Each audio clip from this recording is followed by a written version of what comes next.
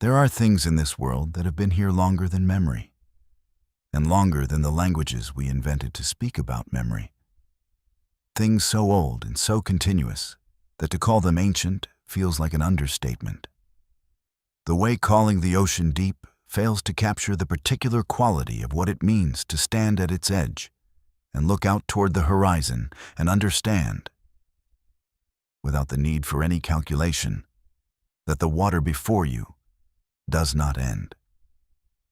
You are listening to Midnight Sleep Chronicles, and tonight our archives open around something that is already inside you. Something that composes you, that has been moving through you with every breath since the first moment of your life, that has traveled to reach you through pathways so ancient and so improbable that to trace them is to watch the whole history of this planet unspool like a river finding its way to the sea.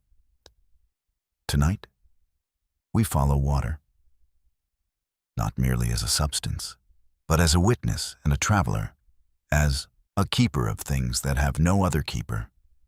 Let your body rest now, and let these words carry you through the oldest cycle that exists on this earth, through the myths that grew around it like moss on stone, and into the deep, still question that has no answer, but the one you feel, quietly.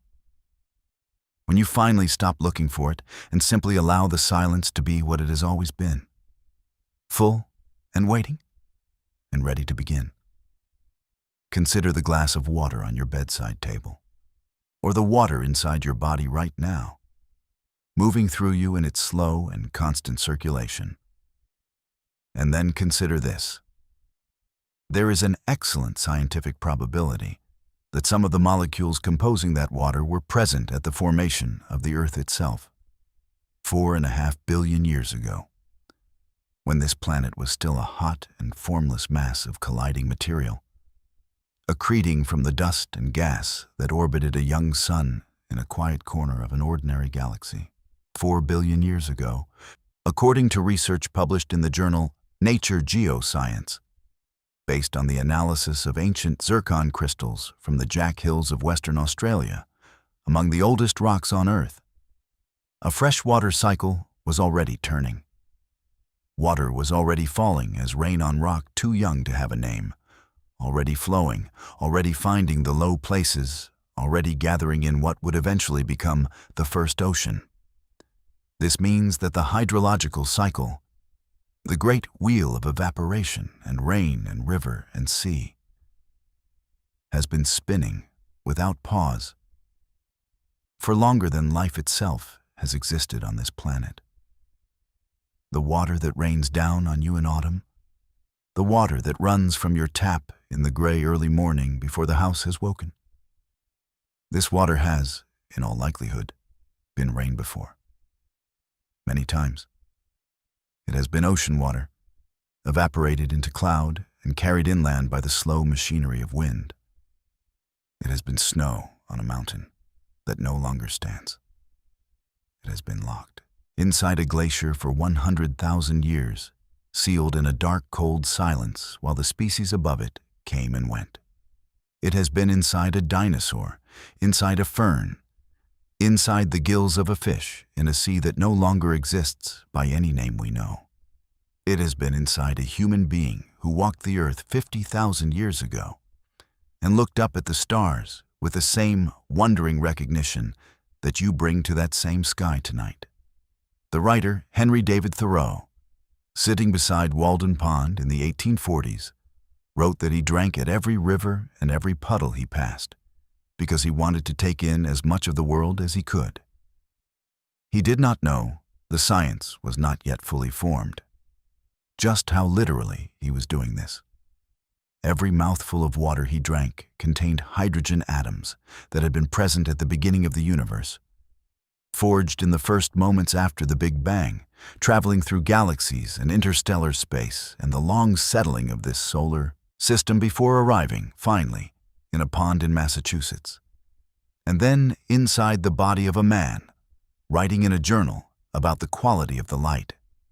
What makes water so extraordinary is not merely its age, though its age is extraordinary enough. What makes it singular among all the substances on Earth is what physicists and chemists call its hydrogen bond network. The invisible architecture of connections that every water molecule forms with the molecules around it. Each water molecule, that simple union of two hydrogen atoms and one oxygen atom, reaches out to its neighbors through forces of electrical attraction, forming and breaking bonds in a constant, ceaseless dance that is too fast for any ordinary instrument to observe. Ultra-fast infrared spectroscopy, equipment of such extraordinary sensitivity that it can measure events occurring in femtoseconds, which is to say in millionths of a billionth of a second, has revealed that water's hydrogen bonds form and break and reform on a timescale of roughly 1 to 2 picoseconds. 1 picosecond is 1 trillionth of a second. In the time it takes you to draw a single breath, the hydrogen bond network of the water in your body has rearranged itself more times than there are stars in the observable universe. This is the paradox at the heart of water, the thing that makes it both the most familiar substance on Earth and one of the most deeply strange. It is in constant motion at the molecular level, shifting and reforming and rearranging with a restlessness that never ceases. And yet, it carries the history of the planet within it, molecule by molecule, through the simple fact that its atoms have never been created or destroyed. They have only changed partners, changed forms, changed locations, moved from one phase of the great cycle to another, returning again and again through the same pathways they have been traveling since before the first living cell divided in the first warm, shallow sea. The scientific understanding of the water cycle, the recognition that water evaporates from the ocean, rises into the atmosphere, falls as rain, flows through rivers and aquifers, and returns to the sea, is both very old and surprisingly recent. The book of Ecclesiastes, written perhaps 3,000 years ago, described it with a spare precision that any modern hydrologist would recognize. All the rivers run into the sea, yet the sea is not full. To the place from which the rivers came, there they return again. And yet the full mechanics of this recognition, the understanding that evaporation and transpiration and precipitation form a closed and self-sustaining system, took until roughly the year 1800, when the mathematician John Dalton assembled the observational evidence into a coherent account, to be established with anything approaching scientific rigor. For those centuries in between, the question of where rivers came from was genuinely mysterious.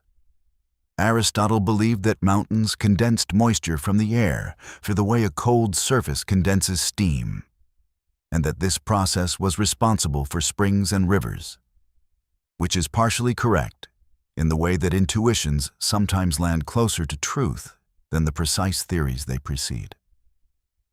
Leonardo da Vinci wrote descriptions of the water cycle that anticipate the modern account quite closely, in notebooks that were not read by his contemporaries.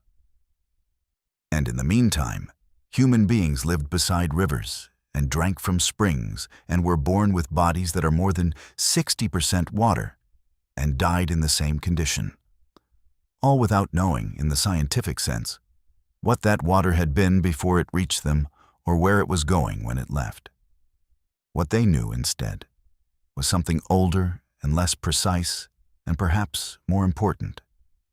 They knew that water had power, that it was not merely a substance, but a presence, that it healed and it killed, and it connected the living to the dead, that it carried something that could not be weighed or measured, but could be felt, in the particular quality of water from a specific spring, in the uncanny way that a river could seem different after a flood, in the ancient and universal intuition that certain bodies of water were not simply water, but something else, something more, something that deserved to be approached with care.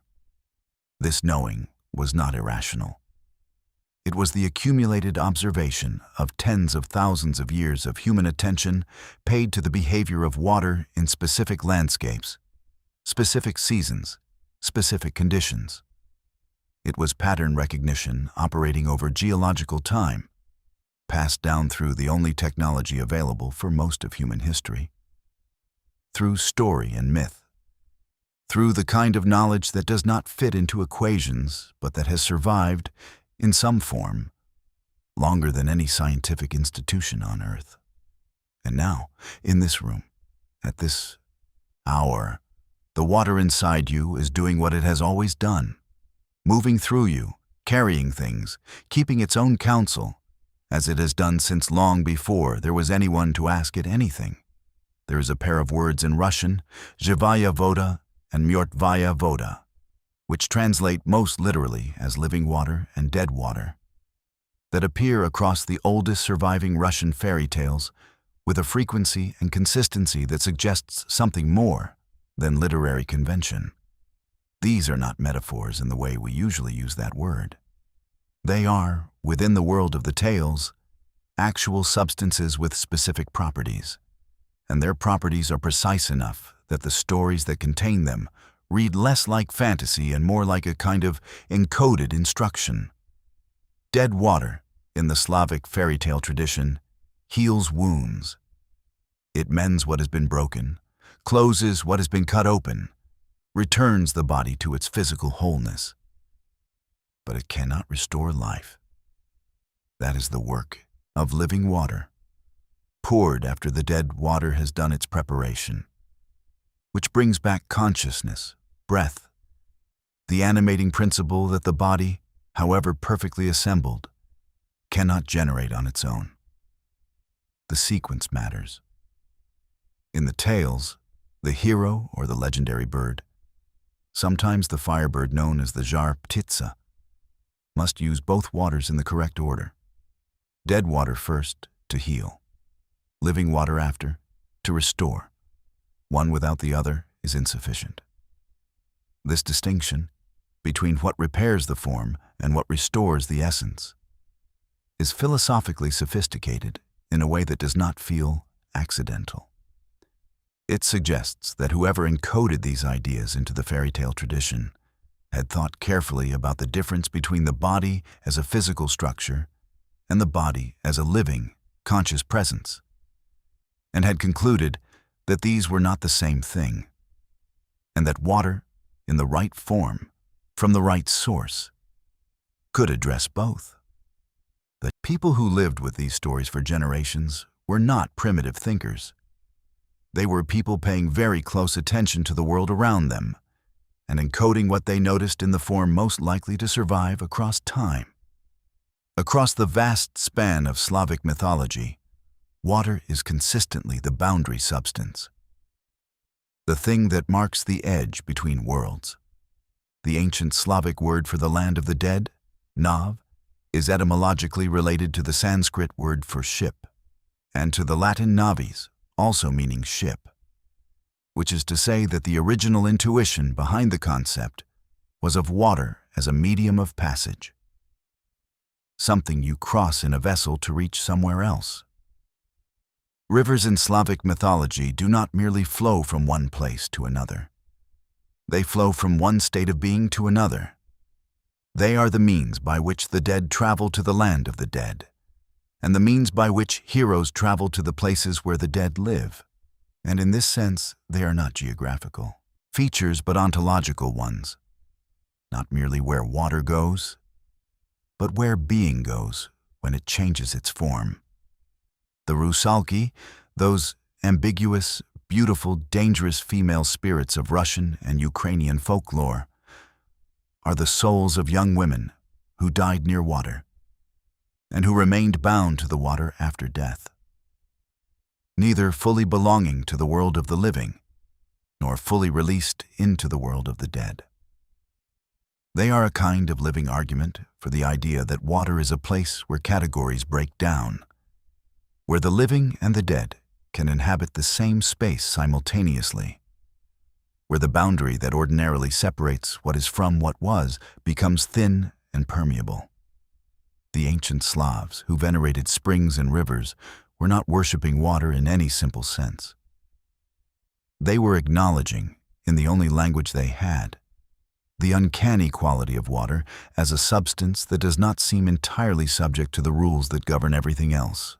This intuition, water as a medium of memory, water as the substance through which the past remains accessible, was not unique to the Slavic tradition. The Greeks, who were developing their philosophical accounts of the natural world at roughly the same historical moment, had a river in their understanding of the afterlife called the Lethe, whose name meant forgetting, and whose waters the souls of the dead were required to drink before reincarnation in order to forget their previous lives.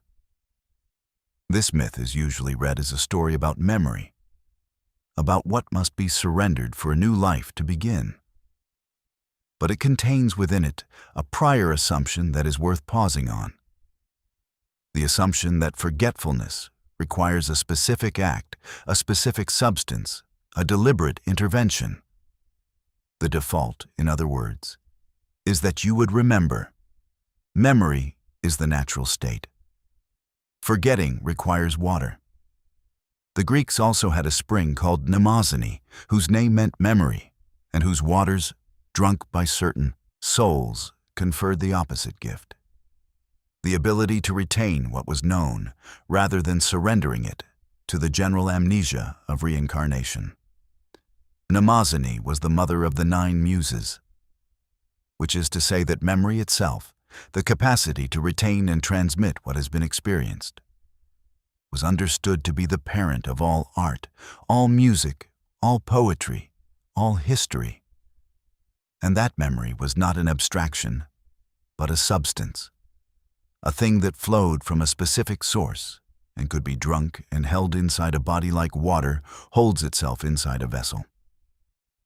Both of these spring myths assume something that the rational mind initially resists, but that rewards a second look: that water is not a neutral substance, that it carries something of where it has been and what has happened in it and around it, that it is, in some sense, that the myth does not bother to explain because explanation would diminish it, a keeper of traces.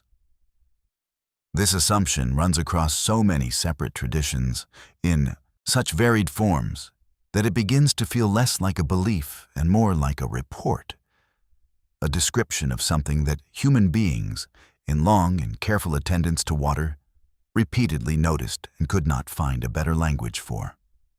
In the ancient Near East, in the civilizations that grew up along the Tigris and Euphrates, the first rivers human beings ever organized their lives around with enough stability to build cities and write laws, water was understood as the primary substance from which all other things had been made. The Sumerian creation texts describe the universe as emerging from a primordial ocean called Abzu, which was not chaos, but something more like a deep and generative stillness, a reservoir of potential from which the differentiated world, sky, earth, living things, the ordered passage of seasons, slowly separated and took shape. Abzu was not merely the name for underground freshwater, though it was that too. It was the name for the, or principle of freshness itself, for the quality of renewal that water carried within it, for the sense that somewhere beneath the ordered surface of things there was a depth that had never been exhausted and never would be, a source that fed the visible springs without itself diminishing. The goddess Inanna, one of the most ancient and complex figures in Sumerian mythology, made her famous journey to the underworld through a series of gates, surrendering at each one some aspect of her identity, her crown, her lapis lazuli necklace, her golden ring, the measuring rod of her authority, until she arrived at the deepest place stripped of everything. What brought her back was water. Specifically, it was the water of life and the food of life, carried into the underworld by 2 small beings made from the dirt beneath the fingernails of the god Enki, beings too small to be noticed by the gatekeepers of death, who slipped through every barrier and found her and restored her. The myth encodes something very precise about water, that it can go where nothing else can, that it finds its way through every boundary, that the return from the deepest place of loss requires, above all, the substance that has no shape of its own, and therefore cannot be stopped by any shape. The Egyptians, whose entire civilization was structured around a single river in a way that no other culture in the ancient world was, developed one of the most elaborate and theologically sophisticated understandings of water that has ever existed. The Nile was not simply a river to them. It was the physical expression of divine generosity. Its annual flooding was understood as the moment each year when the boundary between the world of the gods and the world of human beings dissolved just enough to allow abundance to pour through. The Egyptians did not merely depend on the Nile. They understood themselves as living inside what the river had made in every sense. The food, the soil, the papyrus that carried their writing, the water that kept their bodies alive. Even their afterlife was oriented around a river. In the Book of the Dead, the soul of the deceased must cross the waters of the Duat, the underworld, navigating by the same principles as the boats on the Nile. And the destination is a place called the Field of Reeds, where the grain grows tall and the water flows clear, and the blessed dead continue the life they had known on earth, but freed from its sorrows. In the Vedic tradition of ancient India, which developed in the watershed of the Indus and Saraswati rivers before moving eastward to the Ganges, water held a position of such theological centrality that the entire cosmology was organized around it. The Rig Veda, one of the oldest literary texts that survives anywhere on earth, contains hymns addressed to the rivers as goddesses. The Saraswati River, in particular, was addressed as the greatest of rivers, as the mother of rivers, as the one whose waters carried within them the divine inspiration that made poetry and sacred knowledge possible. When the Saraswati eventually dried up, as rivers do, as the geography of a continent slowly shifts across the millennia, the memory of it survived in the mythology for thousands of years, as a river that flowed invisibly underground, connecting the other sacred rivers at their confluence, present always, but no longer visible to ordinary perception.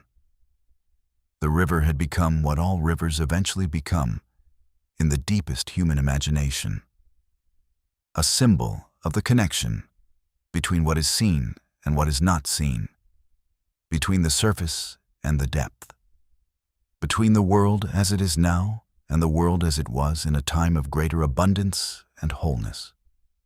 In the traditions of the indigenous peoples of the Pacific Northwest of North America, the salmon peoples, who organized their entire culture around the rivers that brought salmon from the ocean to the mountain streams and back again.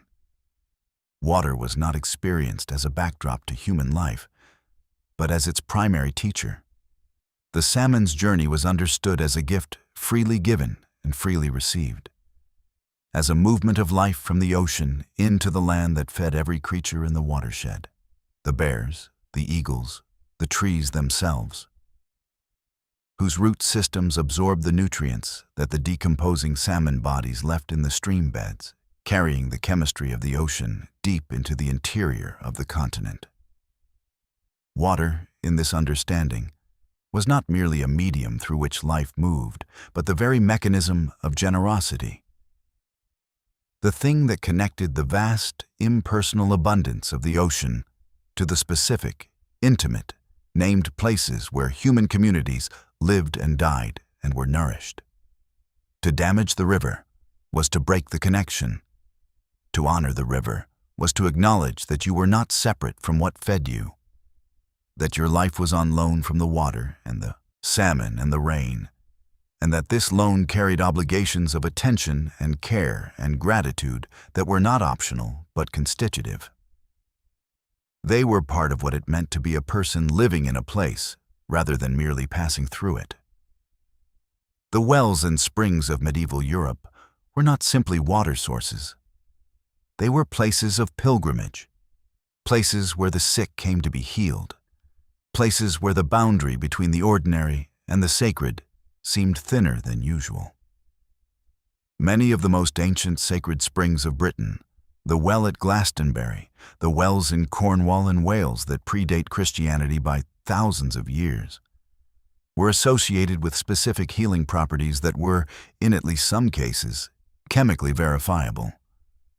The water at Glastonbury Tor is rich in iron, which would have given it a distinctive taste and color and genuine physiological effects.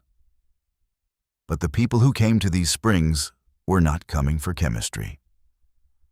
They were coming because they understood, in the way that the body sometimes understands things before the mind has words for them, that the water in this place had been holding something for a very long time, and that what it was holding might, if they were quiet enough and willing enough, be transferred. The philosopher Plato, in his dialogue Timaeus, described the world as a living creature with a body and a soul. Not a machine and not merely a container, but an organism animated by what he called the anima mundi, the world soul. In this understanding, the elements of the world, earth and water and fire and air, were not passive substances, but living participants in the coherence of the cosmos. Water, in this framework, was not simply the liquid that filled rivers and fell as rain. It was the blood of the world body, carrying the world's life through the world's own circulatory system, maintaining the connections between what would otherwise be separate and unrelated parts. The Celtic peoples of pre-Roman Europe, whose territory stretched from Ireland in the west to Anatolia in the east, whose languages and myths and practices shared a common root reaching back 3,000 years or more, held water as the primary gateway between the visible world and what lay beneath it. Their cosmology was one in which the world had layers, and the transitions between layers were liquid. The surface of a lake, the edge of a spring, the place where a river emerged from the ground. Objects thrown into water, votive offerings, weapons deliberately bent and destroyed, jewelry, coins, were not discarded but delivered. They were gifts sent downward through the membrane that water represented, passing from the world of the living into the world of the ancestors and the gods who moved beneath it. When archaeologists drain ancient lakes and rivers in the British Isles, they find at the bottom objects of extraordinary value and craft: swords, shields, cauldrons, all deliberately placed in water not to hide them, but to offer them. The lake or the river was an address. It was the opening through which a message could be sent to the powers that lived below the surface of the ordinary world. And what was given irrevocably, which is why the giving had to be of something precious. Something that cost the giver enough that the transaction was real, that the boundary between worlds had genuinely been crossed. This understanding of water as a threshold, as the substance at which the categories of ordinary life become uncertain, where the usual rules of what is and what is not do not quite apply, persisted in various forms through the Christian period in Europe. The blessing of water, the use of holy water in ritual purification, the tradition of baptism as the moment at which a person passes through water and emerges changed, renewed, their former self symbolically dissolved and something new beginning. All of these are continuations of a much older intuition. Water does not merely clean the surface of the body. It reaches into the interior. It touches whatever it is that makes a person, not just their physical substance. The moment of immersion in the baptismal pool, or the moment of standing under the waterfall at a sacred site, or the moment of wading into the river at dawn in the Ganges tradition. All of these are encounters with the same ancient understanding. that water has the capacity to reorganize what it touches, to reset something that had become fixed, to return the person who enters it to a state of greater openness and possibility. Plotinus, who elaborated Plato's vision 3 centuries later with a precision and depth that still stops readers in their tracks, described the world soul as a single consciousness that was everywhere simultaneously, that animated every individual creature without being divided or diminished by that animation. The way a fire can light an infinite number of candles without being reduced. In this understanding, water was not merely physically connected to the world, but spiritually connected. It was one of the media through which the world's soul expressed itself, and through which individual beings participated in the life of the whole. The healing that happened at sacred springs was not, in this understanding, a miracle. It was the natural consequence of contact between a local body of water that had been in long relationship with its landscape and a human body that needed to be reminded of its own relationship to something larger than itself. And then there is the question of the ocean. The great, ancient, still largely unmapped ocean, which covers more than 70% of the surface of this planet, which contains 97% of all the water on Earth, which is the source of most of the evaporated water that falls as rain on every continent, which is, in the most literal and measurable sense, the origin of most of the water that has ever been inside any living thing. The ocean is 4 billion years old. Its waters have been cycling through the atmosphere and the land and the bodies of living things for longer than multicellular life has existed. It has watched the continents form and drift and rearrange. It has watched species rise and fall and rise again. It has received the rivers of every civilization that has ever built itself on its shores. And every civilization that has ever built itself on its shores has eventually been returned to it, in one form or another. The stories of Atlantis and Lemuria, those drowned civilizations whose names have survived through the Greek tradition of Plato, and through the complex of myths preserved in Tamil literature, and through the theosophical accounts of the 19th century, are, in their deepest structure, not stories about specific places, but stories about the ocean as a keeper of what has been lost. The ocean, in these myths, does not destroy the civilization. It preserves it. Somewhere beneath the surface, the possibility of what those civilizations knew and built and understood remains, held in the water that covered them, waiting in a form that the ordinary instruments of archaeology have not yet found a way to reach. This may or may not be literally true in any archaeological sense, but it points at something that is true in a different and perhaps more significant sense. The ocean is genuinely a record, a chemical record, a biological record, a sedimentary record, of the history of this planet stretching back further than any other archive on Earth. The deep-sea sediment cores that oceanographers extract from the ocean floor contain, in their layered chemistry, the record of past climates, past extinctions, past volcanic eruptions, past shifts in ocean chemistry. The ocean has been keeping notes, in its own language, for longer than anything else on Earth, and scientists have been learning to read those notes for only a very short time. What it might hold in forms we do not yet know how to read. This remains the question that science has not yet finished asking.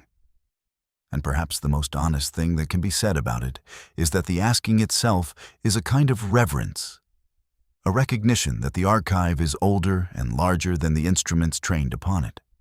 There is a detail about water's molecular behavior that deserves to be held for a moment before it is allowed to dissolve into sleep, because it contains within it a kind of philosophical surprise that keeps giving the more you sit with it. Water's hydrogen bonds, as was mentioned. Those connections between neighboring molecules that are constantly forming and breaking and reforming in a timescale shorter than any process the human nervous system can consciously register, do not form randomly. They form in patterns. Liquid water at any given moment is not a disordered collection of molecules floating freely in proximity to one another.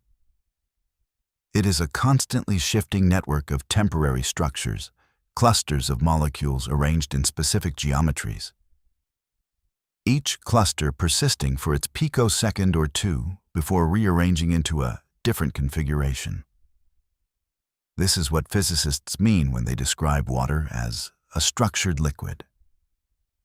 Not that it has a fixed, permanent structure like a crystal, but that its structure at any given moment is real, geometrically definite, and continuously responding to the conditions around it.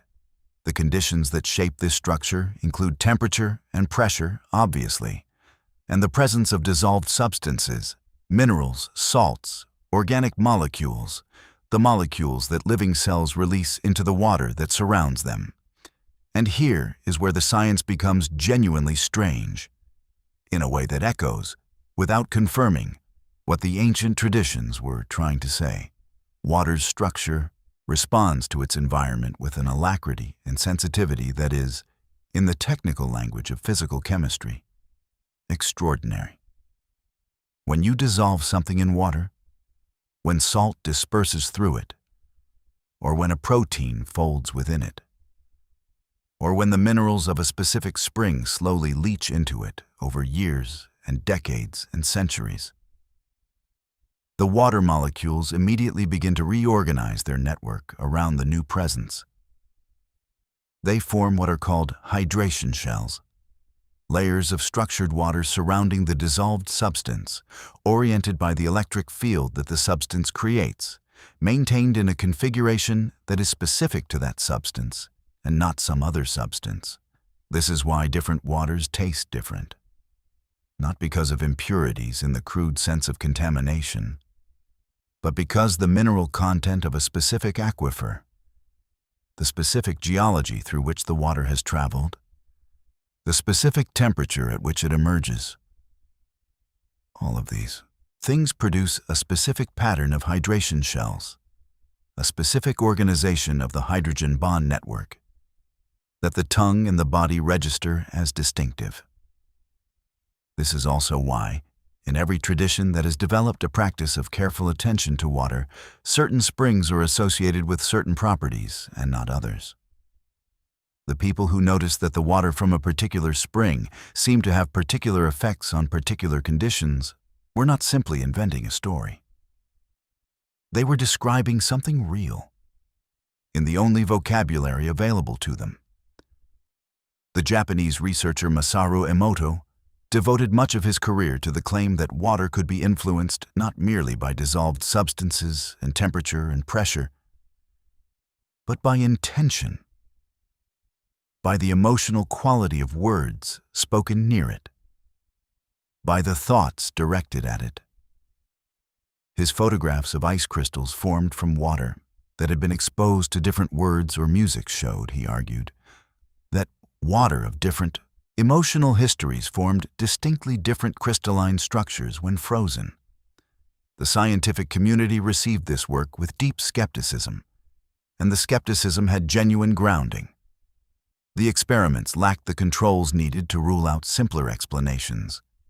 The results could not be reproduced under the conditions that science requires, and the claim that water retains the emotional signature of what surrounds it in any fixed or durable form has not found support in the decades since Emoto first proposed it. And yet, and this is worth holding gently, separately from the question of whether Emoto's specific claims can be confirmed, the impulse behind the inquiry was not entirely without foundation in the real behavior of water. Water's structure does respond to its environment. The question of what counts as environment and how subtle that environment can be and still produce measurable effects is a genuinely open question in biophysics. The physicist Ervin Laszlo who spent much of his career building bridges between the vocabulary of physics and the vocabulary of ancient philosophical traditions, argued that the quantum vacuum, that incessantly active field of energy that underlies all of space, functions as a kind of universal recording medium, holding the history of every interaction that has ever occurred within it. In this framework, water, as a substance in constant dynamic exchange with its electromagnetic environment, would be among the most sensitive of all natural substances to whatever the vacuum holds. Not as a literal photographic record in the way Emoto imagined, but as a continuous responsive process. Water that has been part of a living landscape for a very long time, part of the flowing and cycling and evaporating and raining of a particular place, carrying within its structural dynamics something of the history of that place. This is speculation. It is important to say that clearly, in the spirit of presenting theories honestly rather than as established facts. But it is speculation that emerges from real science, from the genuine mystery of water's behavior, from the extraordinary sensitivity of hydrogen bond networks to their environment, from the emerging understanding that the boundary between a substance and its history may be less sharp than the ordinary categories of chemistry suggest. What is not speculation is the cycle itself. The fact that the water inside you has been here before, that it has been part of other bodies and other landscapes and other cycles of rain and river and evaporation spanning geological time. This is as well established as anything in earth science. The hydrogen atoms in your blood are among the oldest objects in the solar system. They have been inside stars. They have been inside the bodies of animals that lived tens of millions of years before the first human being stood upright on this planet. They have been frozen in glaciers and dissolved in the ancient sea and drifted through the atmosphere as vapor and fallen as snow on mountains that are now plains. And now they are here, cycling through you with every breath and every heartbeat, in their constant exchange with the air and the food and the water that maintains you, before they return, as all of them eventually will, to the great cycle that has no beginning and no end. The philosopher Heraclitus, who wrote in fragments that have survived the better part of 2,500 years, said that you cannot step into the same river twice, because it is not the same river, and you are not the same person. This is usually read as a statement about impermanence, about the flux and change that characterize all things, but it contains within it a corollary that is worth attending to. If the river is never the same, it is because it remembers every drop that has passed through it, and the next drop is not that drop. The river is always accumulating. It is always in the process of becoming the sum of what has moved through it. And the person stepping into it is also accumulating. Every glass of water they have ever drunk, every rain they have ever stood in, every river they have ever crossed is part of what they are standing with at the edge of this particular river on this particular morning. You and the river are in conversation, and neither of you is static. And the conversation has been going on longer than either of you can remember. There is a quality in very deep water, in the water of lakes that are old enough and undisturbed enough to have developed what limnologists call thermal stratification, the separation of the water column into distinct layers of different temperature and density, that has no analogy in human experience, except, perhaps, in the experience of moving into the deepest phase of sleep. The surface layer, the epilimnion, is warm and mixed and full of the turbulence of wind and weather. Beneath it lies the thermocline, a zone of rapid temperature change where the warm surface water gives way to the cold, deep water in a transition so sharp it can sometimes be felt as a physical boundary by a swimmer descending through it. And below the thermocline lies the hypolimnion, the deep, cold layer, undisturbed, sealed from the surface by the density difference. moving so slowly that the same water may remain in the deep for years before it turns over and rises to the surface again. In very ancient lakes, Lake Baikal in Siberia, Lake Tanganyika in Africa, the great rift lakes that have been accumulating their depth for millions of years, the deep water is among the oldest liquid water on Earth's surface. Water that has been in the dark and the cold for so long that the life forms adapted to it are found nowhere else and evolved in complete isolation, knowing only the pressure and the dark and the particular chemistry of that one place. Something in the architecture of the nervous system in deep sleep resembles this stratification. The surface is quiet. The processing of sensory input that occupies waking consciousness has slowed to almost nothing. The ordinary turbulence of thought, the constant arising of images and associations and plans and memories that characterizes the waking mind, has settled. What remains, in the deep phase, is something that resembles the hypolimnion. Slow, dense, cold in its stillness, ancient in its operation, doing the work of consolidation and repair that can only happen when the surface has gone quiet long enough to allow the deep to do what the deep has always done, undisturbed. The neural oscillations of deep sleep, the slow delta waves that move across the sleeping brain in great regular sweeps, far slower than any waking brain activity, are not emptiness.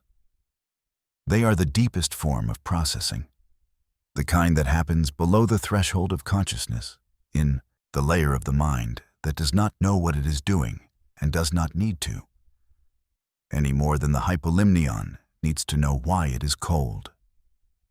You are descending toward that layer now. The surface is quieting. The thermocline is approaching. That transitional zone where the ordinary categories of waking experience begin to lose their sharpness, where the boundary between you and what you are thinking about grows less distinct, where the specific concerns of the specific day begin to dissolve into something more general and more ancient. Below this transition is the rest you need. It is not nothing. It is the oldest and most capable part of you, the part that has been maintaining this body through every night of your life without your supervision or assistance, the part that knows, without being told, exactly what to do with the hours of darkness. Somewhere beneath the ocean, in the deep, cold, lightless places that human beings have barely begun to explore, in sediment that has been accumulating for hundreds of millions of years, in water that has not touched the surface since before the first hominid walked on African grassland.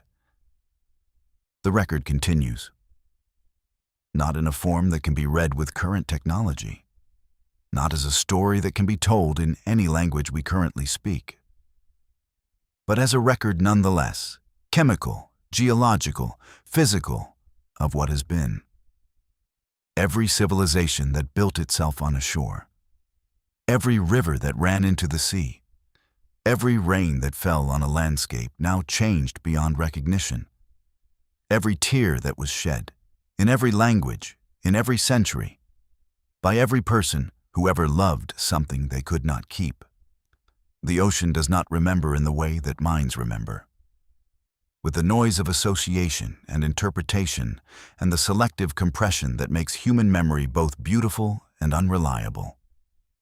The ocean remembers the way stone remembers, completely, non-selectively, without editorial comment, simply as a continuous modification of itself by everything that has acted on it. This is a different kind of memory than the kind you carry in the architecture of your neurons. It is slower and more patient and larger than anything you will ever consciously access. But it is real.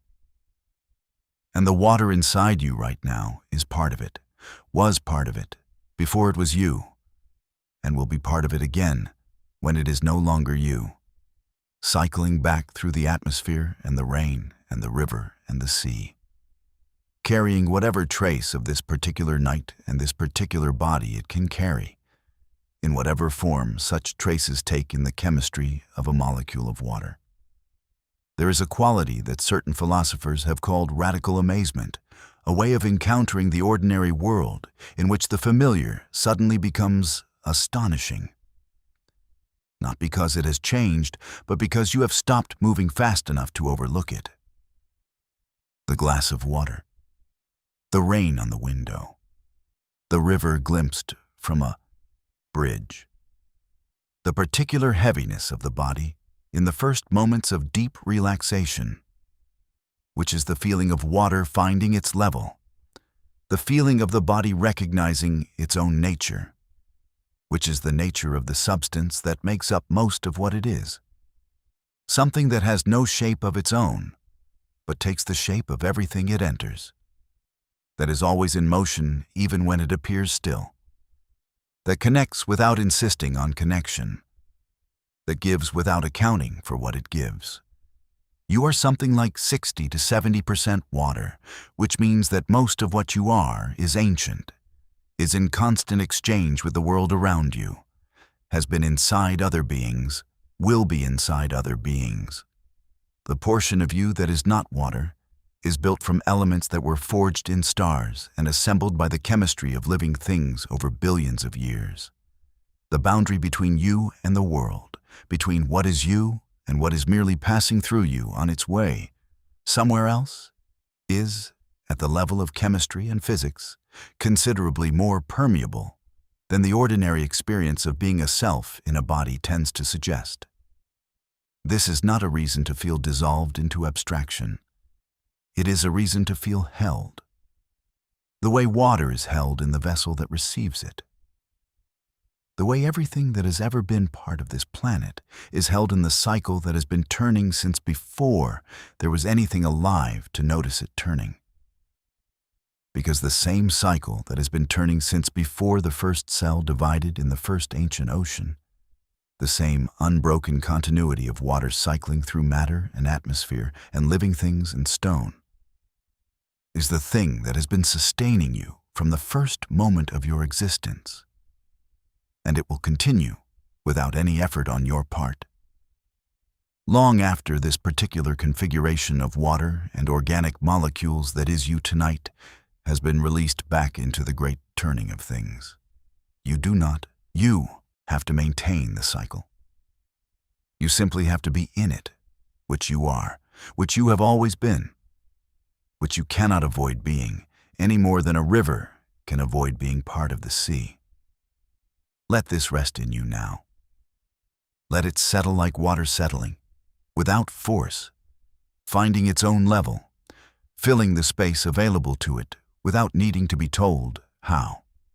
The ancient intuition that water carries something, that it is not merely a neutral substance, but a medium that participates in the history of what moves through it, was not wrong. It was approximate. It was the best account available at the time for a genuine observation that the science is still, today, in the process of finding adequate language for. And the intuition that the ocean holds something of what has been lost, that somewhere in the deep and cold and ancient water, the trace of what was remains, encoded in a form we have not yet learned to read. This, too, is not simply a fantasy. It is the mythological expression of a real and measurable truth, that the water does not forget, that the cycle does not end, that what enters the ocean becomes in time the cloud that becomes the rain, that becomes the river, that becomes the ocean again, and nothing that was ever part of this planet has left it. And everything that has ever been part of it is still, in some form, here. You are, at this moment, lying in a room that is mostly water. The air above you is humid with it. The walls have absorbed it across years. The body that is breathing so slowly in the comfortable dark is mostly it. And through the walls, and through the ceiling, and through the deep substructure of the building and the earth beneath it, water is moving in its slow and ancient ways.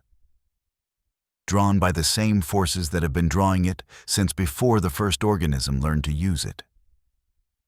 The rain that fell last week on this city is now, in part, in you.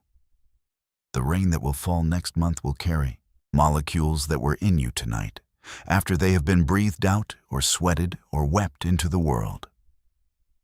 The cycle does not pause while you sleep. It continues, as it has always continued, around and through and beneath you, holding you in a circulation that is older than this species, older than this planet's name.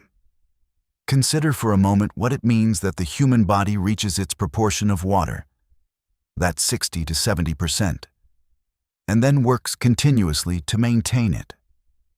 Not because water is inert and must simply be replenished, but because the body is in constant conversation with the water around it, constantly releasing some molecules and drawing in others, maintaining a dynamic equilibrium that is not stillness, but something more like a sustained and complex negotiation with the environment. The water that is in you tonight is not the same water that was in you a week ago, in the same way that a river is not the same river it was a week ago. The form persists, the function continues, but the substance has been exchanged, molecule by molecule, for new substance drawn from rain and food, and the water that has come to you from aquifers and rivers and treatment plants and the pipes in the walls of every building you have lived in. You are, in this sense, not a container of water, but a temporary form that water is passing through, a shape in the river, a particular eddy in the current that has a name and a face and a set of memories and a body that will lie down to sleep in this room tonight and wake up, if all goes well, with the same name and face, but with water in it that was clouds last month and glacier ice 1,000 years ago and ocean water before that. There is a meditation practice in several Buddhist traditions that involves the contemplation of the body's elements, earth, water, fire, air, not as a morbid exercise in dissolution, but as a way of releasing the particularly tight grip that the ordinary sense of separate selfhood tends to maintain on the nervous system. The water in you, in this practice, is recognized as not yours. It is water that is passing through you, water that was in the rain before it was in you, and will be in the rain again. Water that participates in you the way a river participates in a pool that it fills and drains. The practice does not diminish the reality of your particular existence. It relocates it. You are not less real for being part of the cycle. You are more real, not as a fixed and bounded thing, but as a process, as a movement, as a form that the cycle is making and sustaining, and will eventually dissolve back into its own ongoing motion. There is something in this recognition that the nervous system, when it can truly receive it, finds profoundly restful. Not the rest of numbness or absence, but the rest of release, of setting down the effort of maintaining the illusion of separateness, of allowing the body to be what it actually is, water in process, participating in a continuity so old and so large that the ordinary anxieties of a single night dissolve into it the way salt dissolves into the sea. The Japanese concept of ma, the pregnant pause, the interval of silence between notes, the empty space in a room that gives the objects in it room to breathe and be seen, has an analog in the behavior of water that is worth attending to. Water moves, and then it rests. It flows downstream through narrows where the current is fast and the surface is broken and turbulent. And then it enters a pool where everything slows, where the surface becomes still enough to reflect the sky, where the sediment it has been carrying settles to the bottom and the water clarifies. The pool is not less water than the rapid. It is the same water in its resting mode, in the phase of its movement that does not look like movement, but is in fact an essential part of the cycle. The settling, the clarifying, the accumulation of what has been carried before the next movement begins. You are in your pool right now. The day has been the rapid, the fast and turbulent phase, the carrying of everything that needed to be carried, the energy that the body spent without accounting for it. Sleep is the pool. The sediment settles. The surface clarifies. The water, resting, does not stop being water. It stops needing to prove that it is water by being always in visible motion. The philosopher Lao Tzu, writing in China perhaps 2,500 years ago, returned again and again to water as his primary image for what he called the Tao, the way of things, the principle that underlies and animates the visible world. Water, he wrote, is the highest good because it benefits all things and does not compete. It goes to the low places that other things avoid. It is soft and yielding, and yet it wears away stone. It takes the shape of whatever contains it, and in doing so contains everything. The quality that Lao Tzu valued above all others, the quality he called wu wei, often translated as non-action or effortless action, the capacity to accomplish without force, to achieve without striving, was, for him, exemplified perfectly by water. Not because water is passive. It is not passive. It is enormously powerful. It carved the Grand Canyon. It shapes every coastline on Earth. It moves mountains grain by grain across geological time. But it accomplishes this without effort, without resistance, without the kind of rigid directedness that exhausts itself against obstacles. It goes around. It waits. It finds the low places and fills them and moves on, accumulating nothing, holding nothing beyond the moment.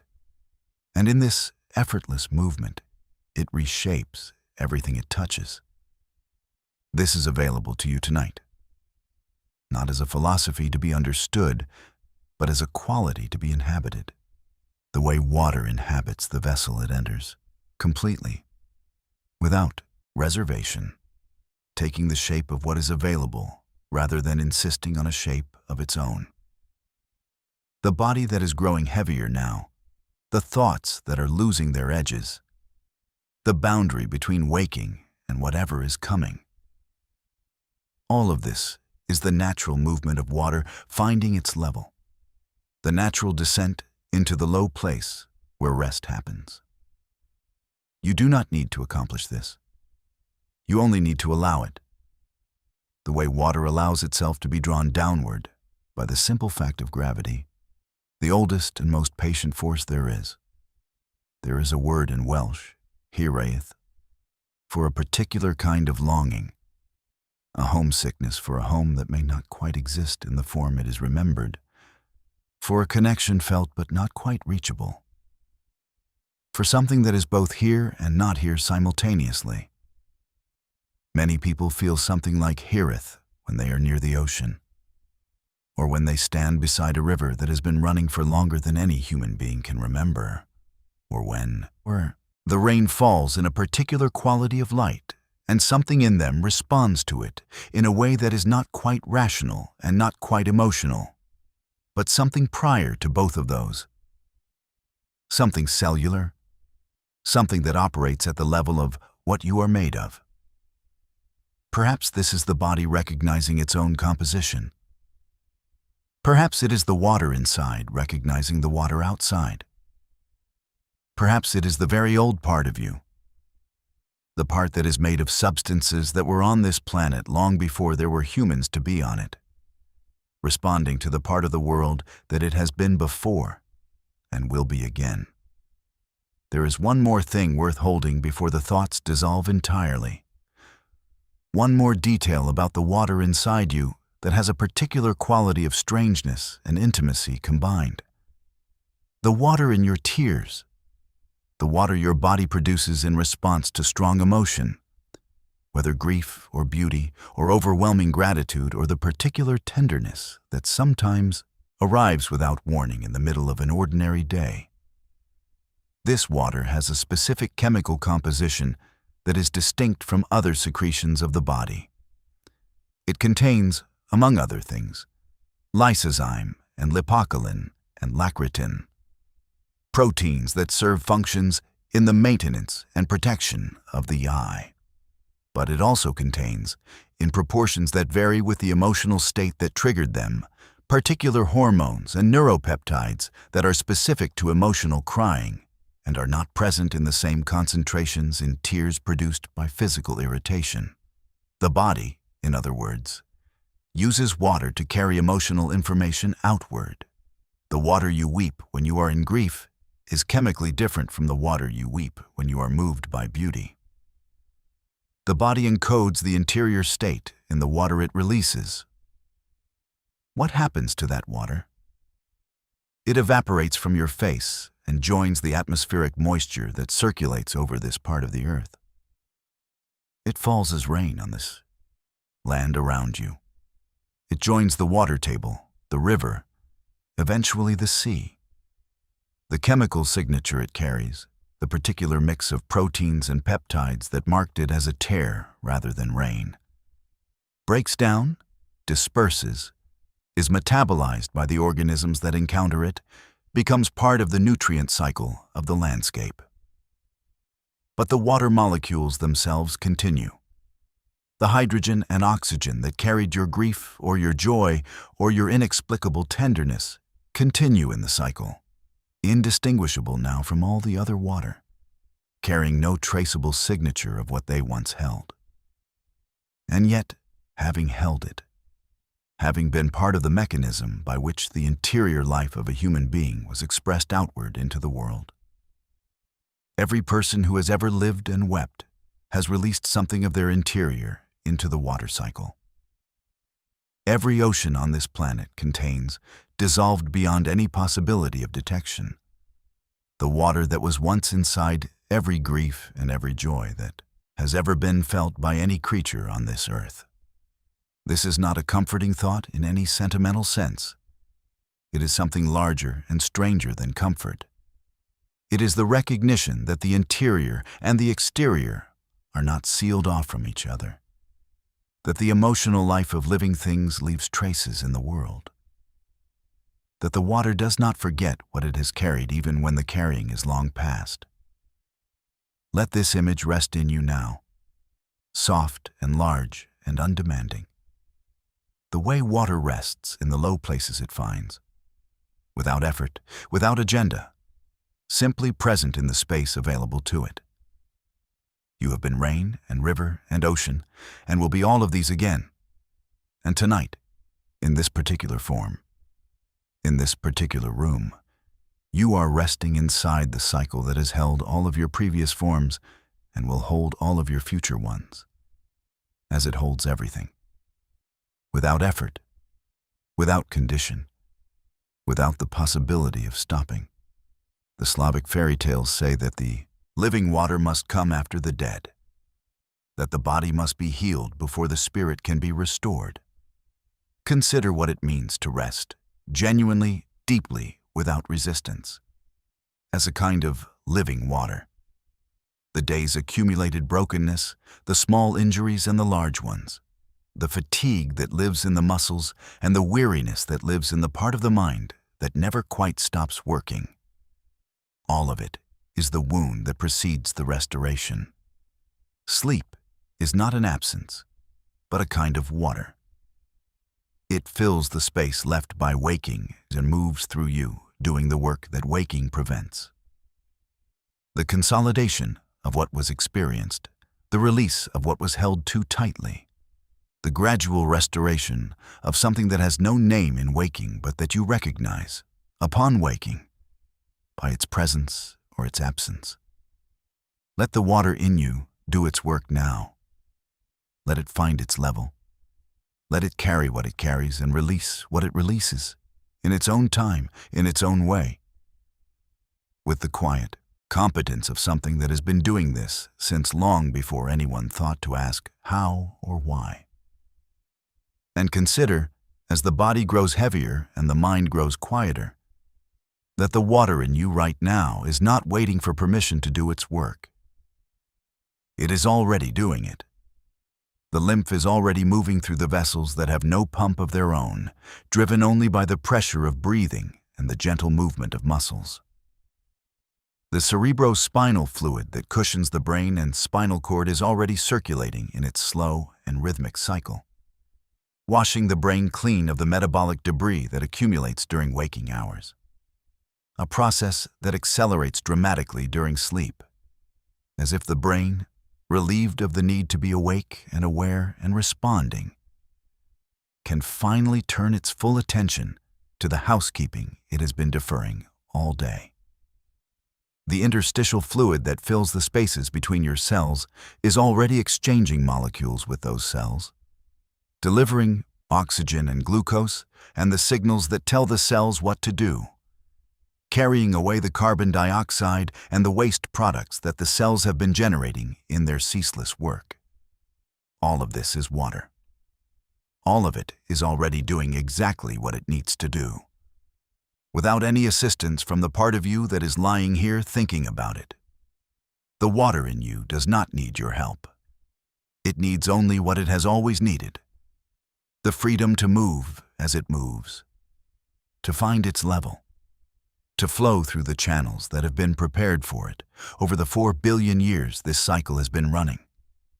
The ancient ocean that covers most of this planet is doing this tonight, in its own vast and patient way, breathing in and out through the mechanism of evaporation and rain, cycling through the atmosphere and the land and the living things and back to itself, holding what needs to be held, releasing what can be released, keeping its record in the only way records can truly be kept, continuing simply and perpetually to be.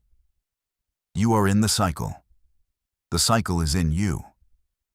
There is no boundary between these two facts, and there never has been. And the particular quality of darkness gathering around you now as the body grows heavier, and the thoughts grow softer, and the day recedes into the warm and ancient medium of sleep. This darkness is not empty.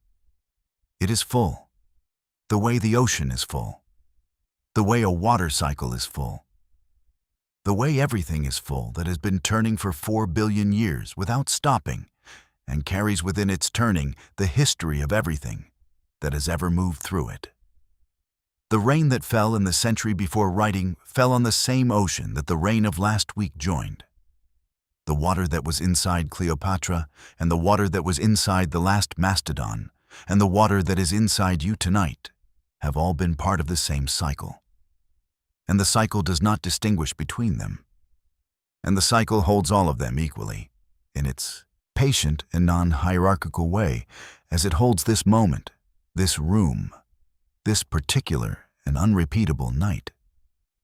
The mystics of every tradition who sat beside water and felt something in it looking back were not wrong. They were using the tools they had to describe an encounter with something real, something that the science is still assembling, measurement by measurement and equation by equation, but that the body recognized long before the science could name it. Water holds and carries and returns, and in this returning, nothing is entirely lost. It only changes form, only moves on to the next iteration of the cycle, only waits in the ocean or the glacier or the aquifer or the cloud. For the moment when it will be rain again, will be river again, will be inside a living thing again, carrying its history in the only way history can travel. Silently, molecule by molecule, in the hydrogen bonds that form and break and reform in a dance too fast and too continuous for any ordinary attention to follow, but too old and too pervasive to be anything other than what it is. The memory of the world, moving through you, keeping you, as it keeps everything, as it has always kept everything, without asking anything in return except the simple permission to continue. Let it continue. Let the breath slow and the thoughts dissolve, and the body grow heavy in the way that water is heavy, dense and complete and resting in the low place it has found. Which is this room, which is this night, which is the particular warmth and darkness that is yours tonight, and that the water in your body and the water in the air, and the water moving invisibly through the structures of the building around you are all participating in equally, all part of the same cycle, all held in the same turning that has no beginning and no end. The ocean is still doing what it has always done. The rain is still falling somewhere on this planet tonight. The rivers are still moving toward the sea. And you are still part of all of it, resting now, held now, in water, by water, as water, the way you have always been, the way you will always be, the way the world has been holding everything that has ever moved through it since the first rain fell on the first bare rock of this extraordinary planet, 4 billion years ago, in the beginning of a cycle that has not ended yet, and that you, tonight, are still a part of. Rest now, and let the water in you do what the water has always done. Find its way, without instruction, through the dark and the quiet and the long hours of the night, as it has been finding its way since long before there was anyone here to name it or wonder at it or love it, carrying you, as it carries everything, forward into whatever the morning will be. And good night.